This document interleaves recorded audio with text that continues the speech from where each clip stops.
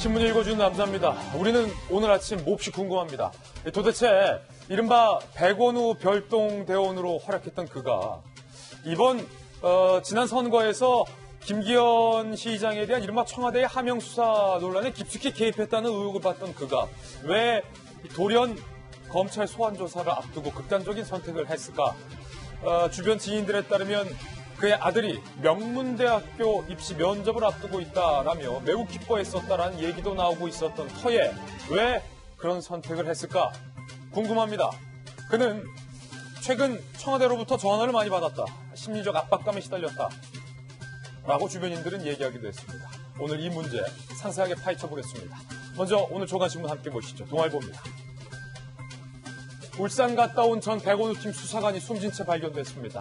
어제 참고인 신분 검찰 출석을 앞두고 극단적인 선택을 한 걸로 보입니다. 자필 메모, 이른바 유서도 남겼는데 모두에게 죄송하다라는 말이 있었고 특히나 윤석열 총장에게 죄송하다라는 말도 써 있는 것으로 알려지고 있습니다. 잠시 후에 이 이야기, 오늘 가장 큰 뉴스인데 상세히 얘기 나눠볼 텐데 백원우 별동대가 있었다라는 것도 어색한 데모.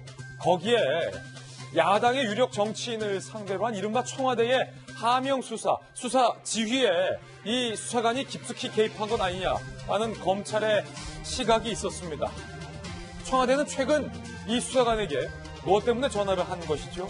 잠시 후에 이 이야기 나눠보겠습니다. 다음 신문입니다. 이번엔 조선일보입니다.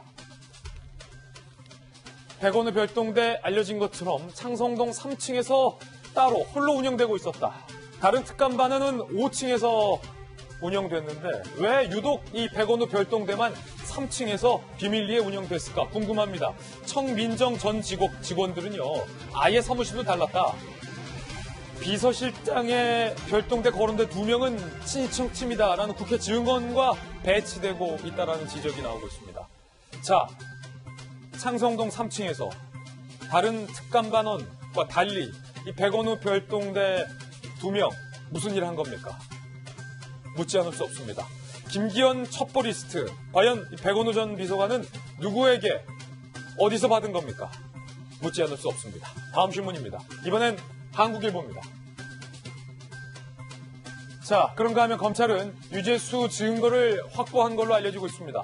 청와대 강제수사 초읽기. 오늘 한국일보의 제목 중에 가장 눈에 띄는 단어는 청와대 강제수사. 일각에서는 이번 사건으로 인해서 청와대의 압수수색이 필요하다라는 지적도 나오고 있습니다. 검찰이 무언가 증거를 포착하고 청와대의 강제수사를 염두에 두고 있다는 얘기입니다. 그 증거가 무엇일까요? 잠시 후에 공개하겠습니다. 자, 이번엔 다음 신문입니다. 경향신문입니다. 자, 국회 한번 볼까요? 필리버스터 한국당의 선언으로 국회는 뜨겁습니다.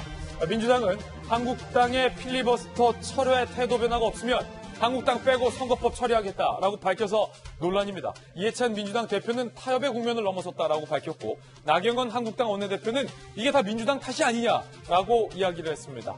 바른미래당의 오신환 원내대표는요. 오늘 국회를 소집해서 민식이법 등 이 민생 법안을 원포인트로 처리하자라고 입장을 밝혔습니다. 그런가 하면 민주당의 박용진 의원은 자, 논란이 되고 있는 선거법과 공수처는 뒤로 하고 일단은 민식이법과 박용진 3법 유치원 법안 먼저 통과하자라고 이야기를 하고 있습니다. 그런데 문제는 이런 박용진 의원 같은 소식파 국회의원의 발언에 민주당과 한국당 모두 외면하고 있다는 겁니다. 국회 양당이 모두 정쟁에만 몰두하고 있는 것 아니냐라는 비판이 나오고 있습니다. 다음 신문입니다. 이번엔 중앙일보입니다. 자, 평양의 분위기가 심상치 않아요. 평양에 가 있는 서방 대사들에게 트위터 금지령이 내려졌습니다. 북한에 의해서 말입니다. 이 서방 대사들, 지금 보시는 것처럼 남북 간의 축구 경기 영상을 SNS에 올려서 이른바 폭로를 터뜨리기도 했었고, 그리고 또 다른 서방 대사들은 평양의 일상생활을 SNS에 올리면서 소통을 하기도 했었습니다. 그런데 이거 모두 북한이 금지시켰다. 연말까지 미국과의 협상 성과가 급한 북한이 압박을 하기 위해서 SNS도 묶어뒀다라는 분석이 나오고 있습니다. 자, 이번엔 다음 신문입니다. 이번엔 경제지 한번 보실까요? 한국경제, 줄여서 한경. 수출 또 추락. 우리 경제의 중요 중추 신경 중 하나인 이 수출. 또 추락했습니다. 12개월째 내리 감소하고 있다는 게 더 큰 문제입니다. 지난달 14.3% 줄었다. 이렇게 보시죠. 전년 동기 대비 수치입니다. 6월, 7월, 8월, 9월, 10월, 11월 모두 빨간불이 켜졌습니다. 모조리 마이너스, 모조리 마이너스. 수출량이 이렇게 급격히 감소한다면 우리 경제에 미치는 영향이 클 수밖에 없다. 전문가들은 이렇게 얘기하고 있습니다. 잘 사고 잘 팔아야 경제가 좋아지는 건데 우리가 잘 사지도 못하고 잘 팔지도 못하고 있다. 쉽게 말해서 이 말입니다. 지금까지 신문 읽어주는 남자였습니다.